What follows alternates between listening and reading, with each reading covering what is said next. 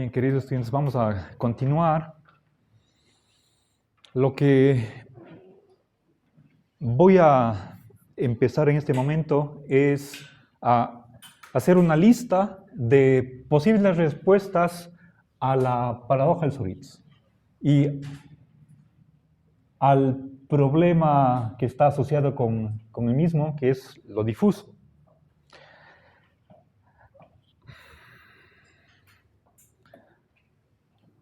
Quiero que ustedes tengan una visión panorámica de cuáles son esas teorías alternativas,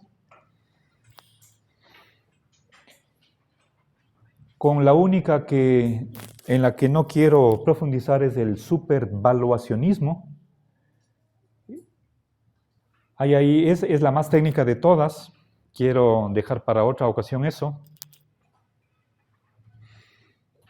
Y que simplemente sirva como un marco de referencia global para continuar profundizando en este par de problemas. ¿Sí? Entonces veamos posibles soluciones. ¿Sí?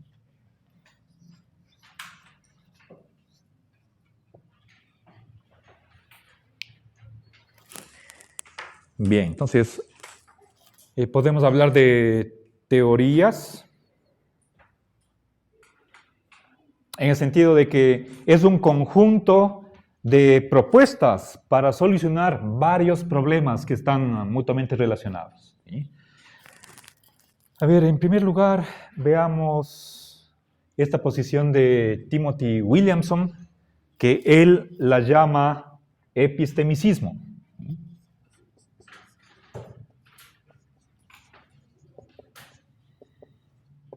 A ver, hay otro autor. A ver, Timothy Williamson. A ver.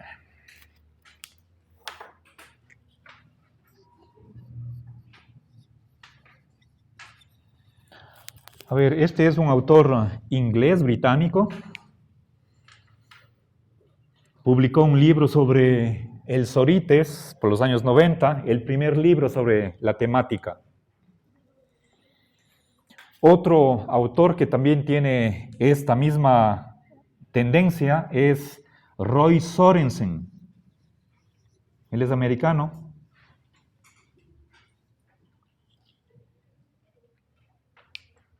Bueno, seguramente a nivel de detalle podrá haber diferencias. No creo que piensen exactamente lo mismo, pero la corriente, las tesis principales son las mismas. ¿Sí? Bien, ahora ambos autores están presuponiendo que la lógica clásica no debe modificarse. ¿Sí? Entonces van a defender la lógica clásica. ¿Sí?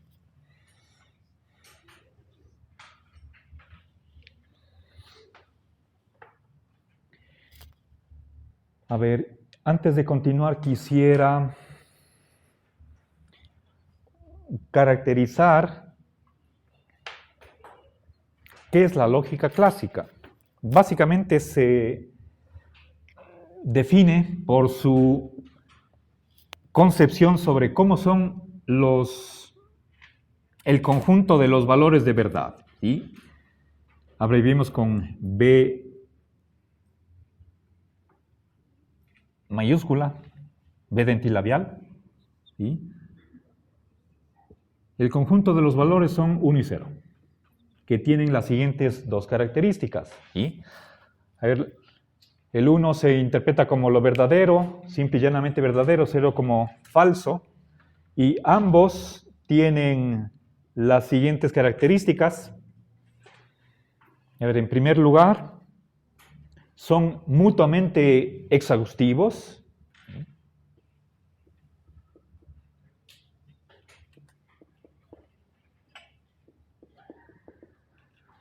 Y en segundo lugar, disculpen, en vez de mutuamente es conjuntamente.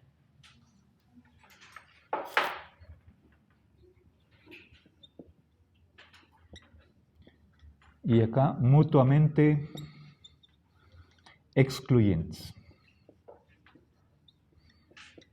Ya. vuelvo sobre cada una de estas para explicar en qué consiste. ¿Sí? La primera quiere decir que si nosotros hiciéramos la enumeración de cuántos valores de verdad, es la que está aquí. Simplemente hay solo 2 valores. No hay más. No hay ni 3 ni 4. Exactamente 2. Eso es que entre ellos agotan la totalidad de los valores de verdad. Y este conjunto es bivalente. ¿Sí? Por tanto, esa es una de las características de la lógica clásica. La bivalencia. ¿Sí?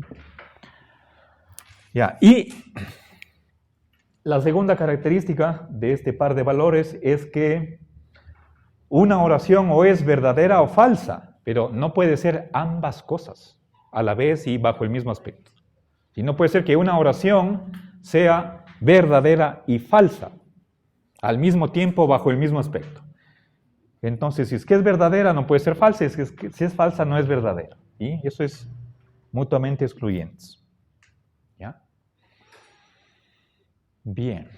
Ahora, podríamos añadir la verifuncionalidad.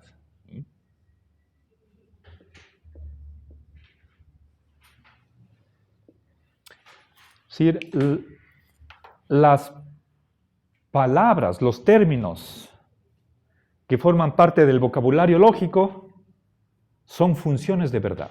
¿Sí? Eso quiere decir que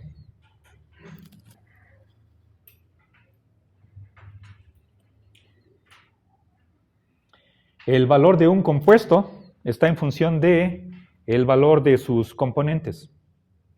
Si, por ejemplo, veamos, tengo P o Q, una disyunción. ¿Qué valor toma la disyunción? Eso depende de cuánto sea P y cuánto sea Q. ¿Sí? Una vez que están determinados los valores de miembro izquierdo y miembro derecho, está determinado cuánto es el valor de la disyunción. ¿Sí? Esa es la verifuncionalidad. ¿Ya? Bien, detrás de esto hay si quieren ustedes, una especie de determinismo. Y es este segundo supuesto lo que no van a admitir los supervaluacionistas. ¿Sí? Ok, bien. Esa es la teoría que no voy a explicar en detalle en esta sesión, sino solamente a grandes rasgos. Entonces tenemos aquí 2 pares de supuestos que pueden ser cuestionados. ¿Sí? Ok, entonces aquí simplemente he dado 2 características de lo que es la lógica clásica. ¿Sí? Ahora veamos cómo asumir esta lógica está influenciando qué solución se va a dar a los problemas que he planteado. ¿Sí? Veamos, por ejemplo, esta pregunta de aquí. ¿Sí? Este par de autores, aquí son los más famosos. Sorensen, si no estoy mal, también tiene otro libro publicado sobre el tema.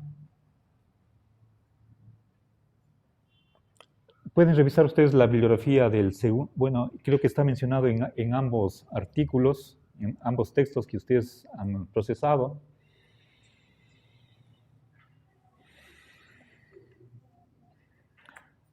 A ver, ambos creen que la primera premisa es correcta. O sea, hay casos paradigmáticos de cada uno de los opuestos. Hay personas que son definitivamente altas y personas que son definitivamente no altas. ¿Sí? Y así, tenemos casos paradigmáticos para cualquier par de opuestos. ¿Sí? Entonces, eso es algo que se lo da por sentado. Entonces, existen 2 opuestos. ¿Sí? La primera premisa está bien. A ver.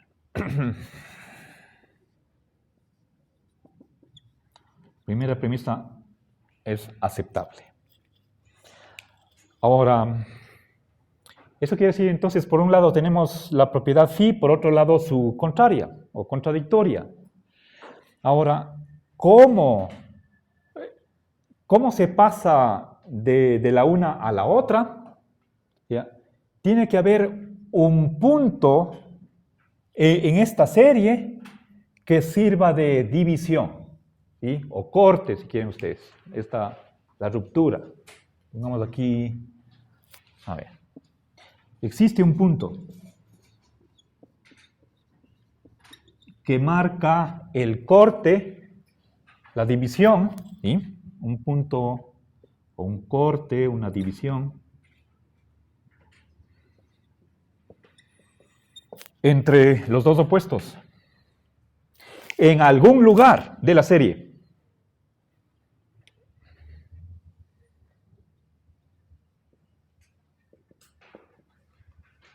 En algún lugar. ¿Sí? Pensemos, por ejemplo, para la paradoja de el tobogán. Tenemos aquí la propiedad de estar cerca, por el otro lado la de estar lejos. ¿Sí?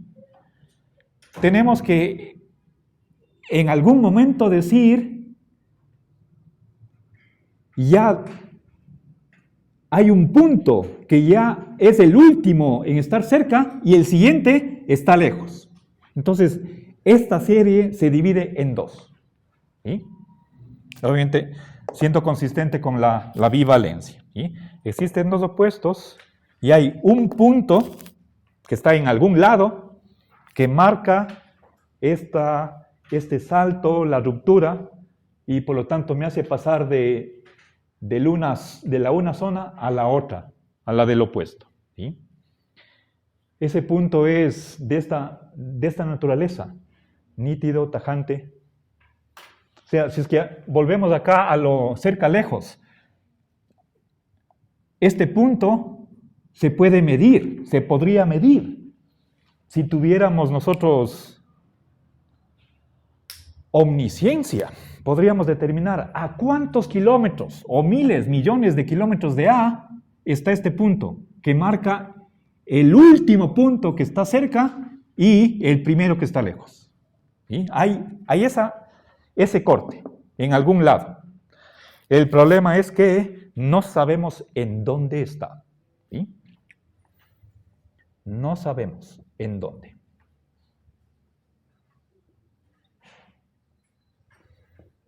Bien.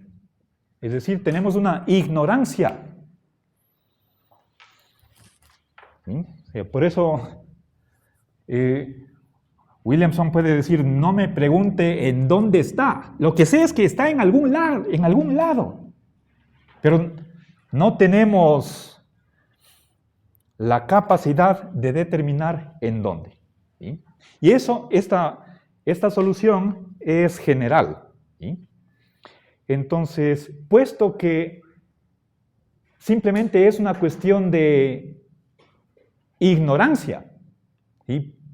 De carencia de conocimiento, por eso Williamson cree que la mejor denominación para esta posición es la de epistemicismo. Pero a mí me parece que esto es un eufemismo. En realidad lo que debería, el título, el rótulo que debería adoptar, y yo voy a poner esto, que me parece que esto es una mala denominación, con el permiso de ambos, y creo que lo correcto sería entender que lo que ellos están afirmando, sosteniendo, es un agnosticismo. Por esto de aquí, que no tenemos conocimiento de en dónde se ubica ese punto divisorio. Esta raya, esta frontera, el límite entre lo que es phi y lo que no lo es. ¿Sí? ¿Ok? Bien, pero esta es la denominación. No creo que de toda la literatura que yo leí, nadie cuestionaba esta denominación. ¿Sí?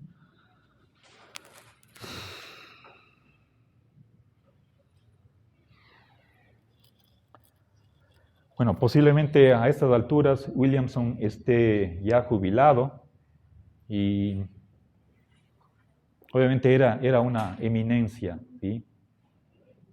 Entonces no quiero faltarle el respeto al hacer este cambio de denominación, ¿sí? Bueno.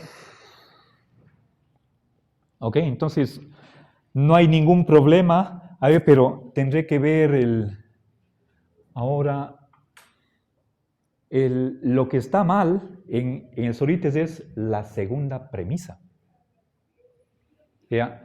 Hay un cambio, por más que sea de 1 centavo, de 1 milímetro, que constituye el paso o la transición entre un opuesto y el otro, ¿sí? Es una diferencia chiquitita y eso es lo que explica la inmensa diferencia entre, por ejemplo, entre desierto y selva. ¿Ok?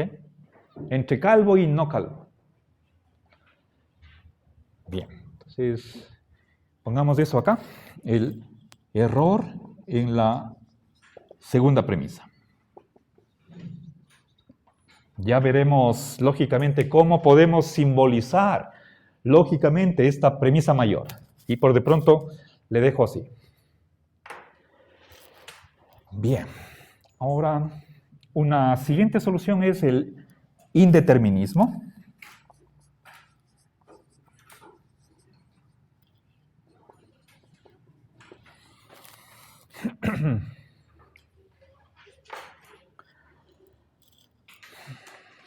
Es decir, fíjense, el indeterminismo en general está renunciando a esta primera característica de los valores de verdad. Si nos preguntamos,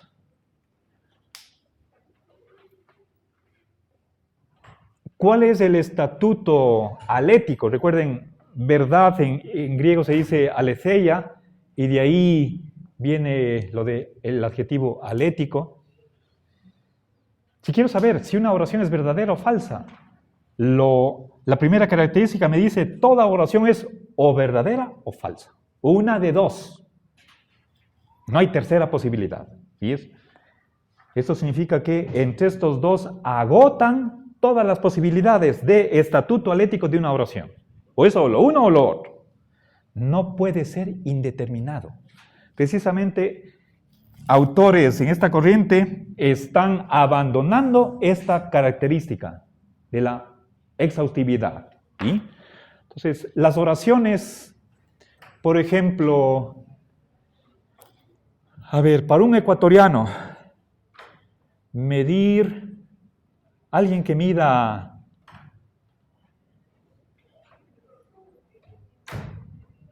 1,40, es una persona bastante baja. ¿Sí? Alguien que mida 1,90, 2 metros, es alto. Y alguien que esté en la mitad. ¿Sí? Pensemos, entonces pongamos acá 1,40, acá 2 metros. ¿Sí? Estoy hablando de metros. ¿Y qué pasa a uno que tenga 1,70? ¿Sí? ¿Sí? Es como el vaso lleno, el vaso vacío. Si es que está a la mitad, ¿qué es? ¿Sí? ¿Ok? Entonces, el indeterminismo, a ver, si es que pongo aquí Jaime es alto, y tenemos como referencia estos dos extremos, ¿qué será? Entonces, los indeterministas creen que las oraciones difusas, las que contienen acá, las que contienen un predicado difuso, ya, más luego aclararé qué se entiende por difuso. ¿Sí? Eso obviamente es variable, las corrientes lo caracterizan de distintas maneras. Entonces, el indeterminismo cree que las oraciones difusas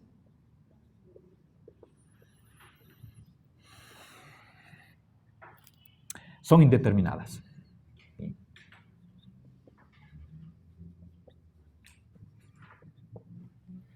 ¿Ok?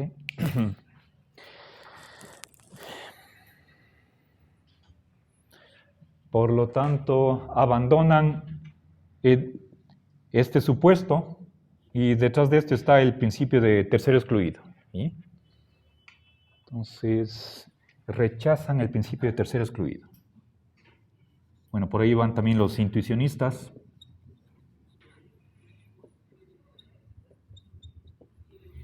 Esto es apartarse de la lógica clásica, obviamente.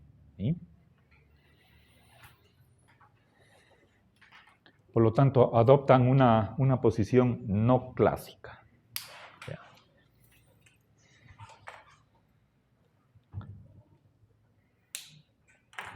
Entonces estamos en que una oración difusa, como por ejemplo Jaime, es alto, eso no es ni verdadero ni falso. ¿Sí? Ahí pongamos acá. Jaime es alto. Ya, ni verdadero ni falso, ni 1 ni 0. Profe, ¿no era ahí donde entraba esto que hacían en la antigua Grecia? Que el ejemplo de Sócrates, que Sócrates es más alto, Platón es más alto que Sócrates, pero Sócrates es más alto que explicaban la relatividad. ¿No entra en esto, en esta parte? Aquí no hay grados. No. Pero esta indeterminación es objetiva. A ver, oraciones difusas son indeterminadas. La indeterminación, esto, cuando nos preguntamos, ¿esta oración qué valor de verdad tiene? No es ni lo uno ni lo otro, porque en la realidad no hay un hecho, ¿sí?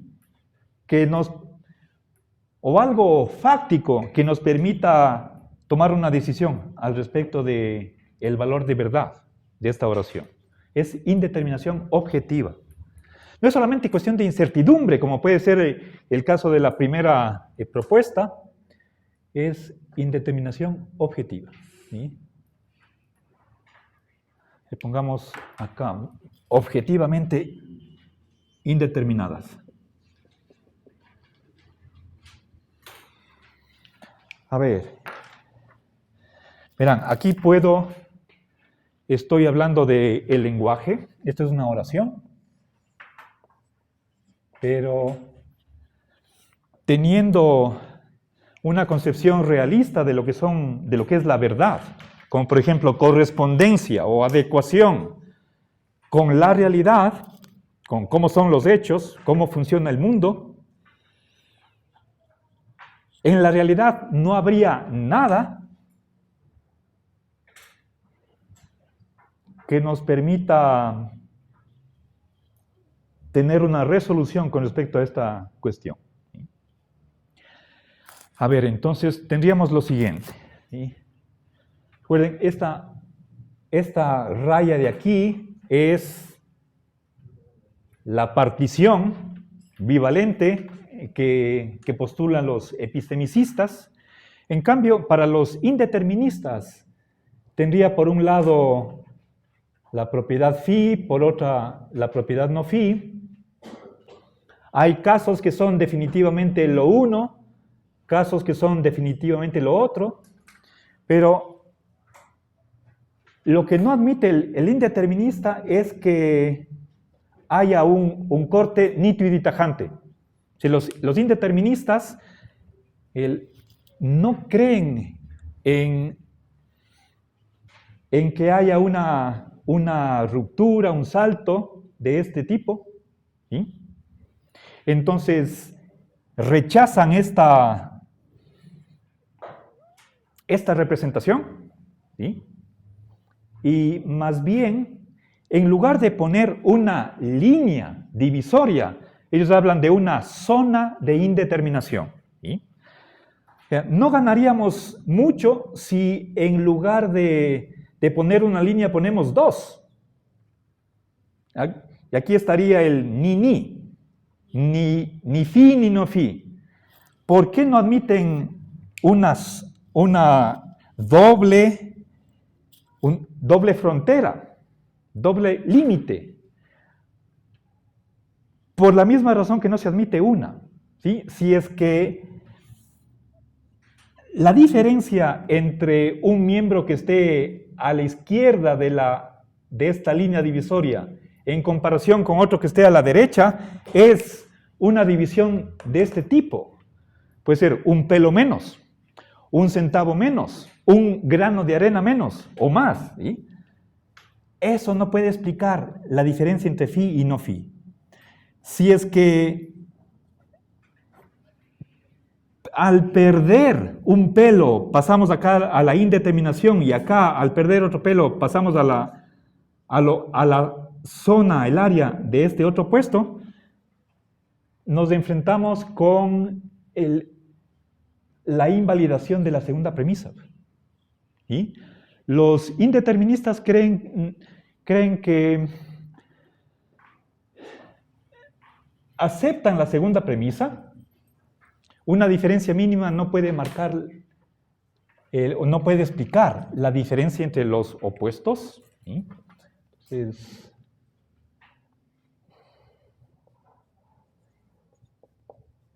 aceptan segunda premisa.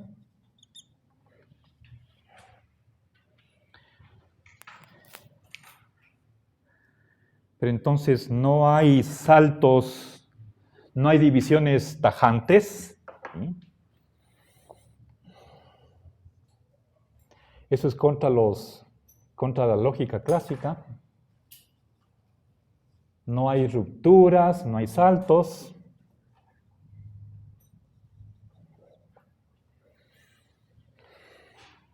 Por lo tanto, no ganamos nada postulando dos divisiones en vez de una, porque agravamos el problema. ¿Sí? Entonces, lo que hay es una zona indeterminada. ¿Sí? Zona indeterminada.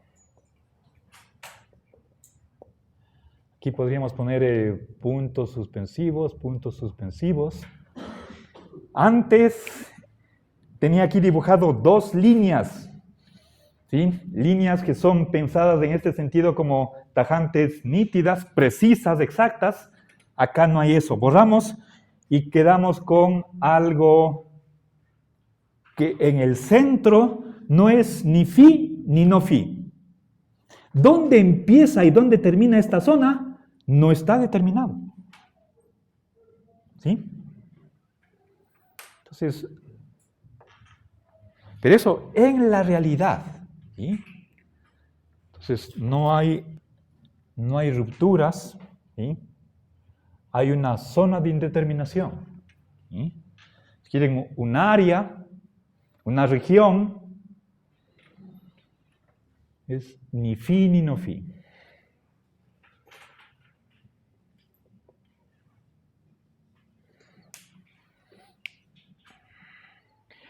No está flanqueada por fronteras. Pero esto, en la realidad, no es solamente cuestión de que nosotros no sabemos, ¿sí? Sino que objetivamente no hay esos límites tajantes y nítidos ya no entre fi y no fi, sino entre esta zona intermedia, donde falla el principio de tercer excluido. Esto sucede en la realidad. Por lo tanto, si preguntamos, ¿Jaime es o no alto? Si estuviera por acá, sí lo está. Si estuviera aquí, no lo estaría. Estando aquí, entonces ni se aplica, o sea, ni participa, ni deja de participar de la propiedad, de esa cualidad de ser alto.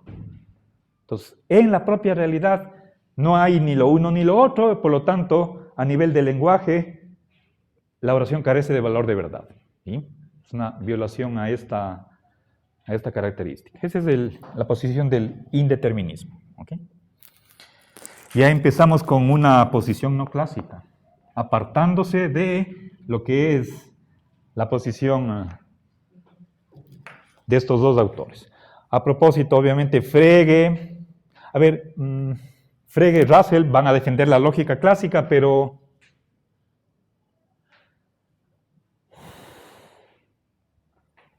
no estoy seguro que alguno de los dos se haya pronunciado en este sentido. O sea, hay una división, pero no sabemos en dónde. Ya no recuerdo qué piensa al respecto Frege o Bertrand Russell. ¿Sí? Posiblemente que también abracen esta posición, pero no estoy seguro. ¿Sí?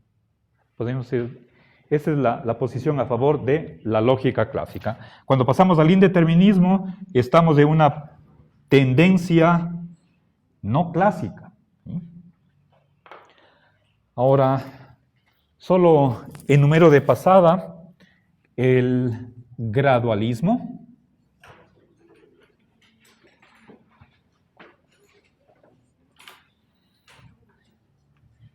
¿Sí?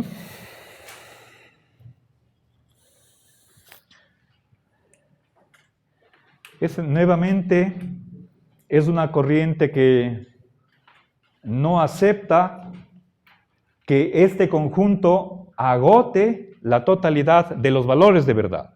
¿Sí?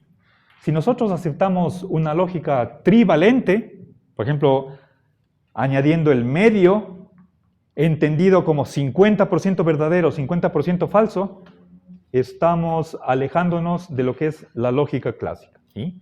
Podríamos poner infinitos grados de verdad. Aquí hay, en realidad, esta es una familia de teorías. ¿Ok? Aquí esta máquina que les mencionaba. ¿Sí?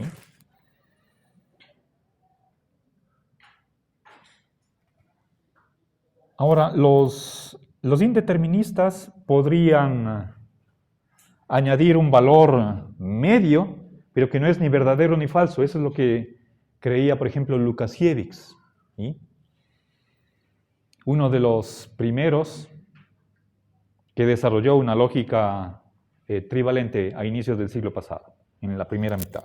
¿Sí? Bueno, otra posición es la de la lógica paraconsistente.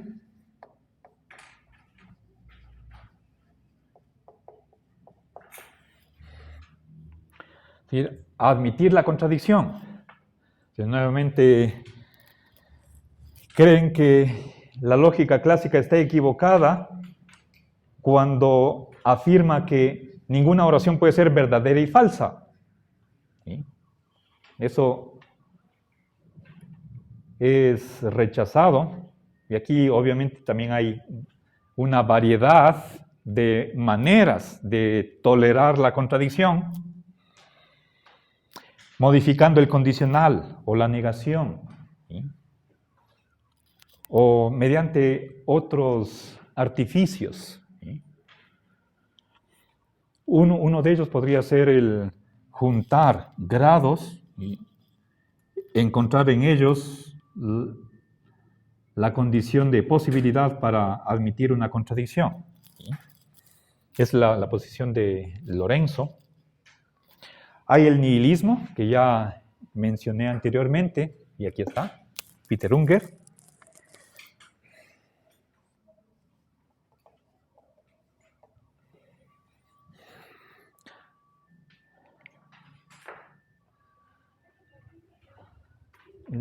¿Puede prestarme el anillado?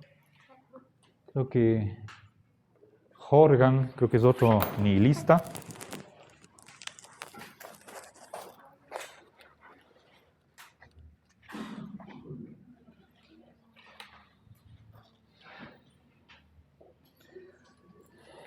¿Sí? Terence Horgan.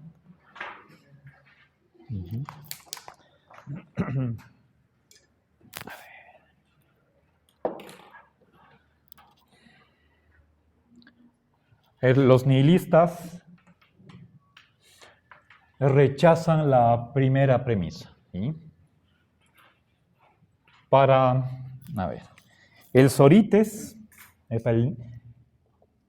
o la dificultad del tobogán se toma como es una reducción al absurdo de la primera premisa. ¿Sí?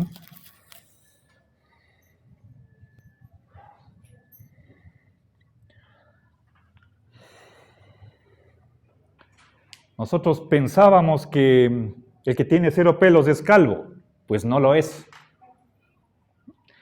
Admitir eso es absurdo y, por supuesto, eso me hace, a la final, rechazar la existencia de propiedades difusas. No existen propiedades difusas, ¿sí?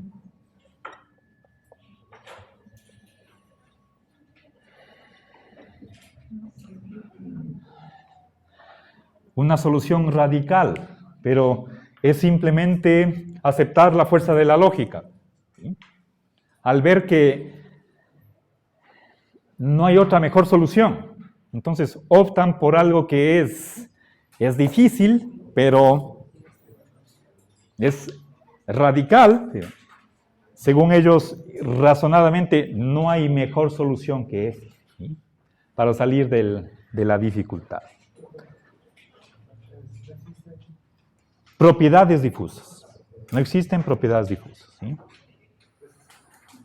Bueno, apenas he enumerado, a ver, 1, 2, 3, 4, 5. A ver, el intuicionismo es una versión del indeterminismo. Pongamos acá, intuicionismo.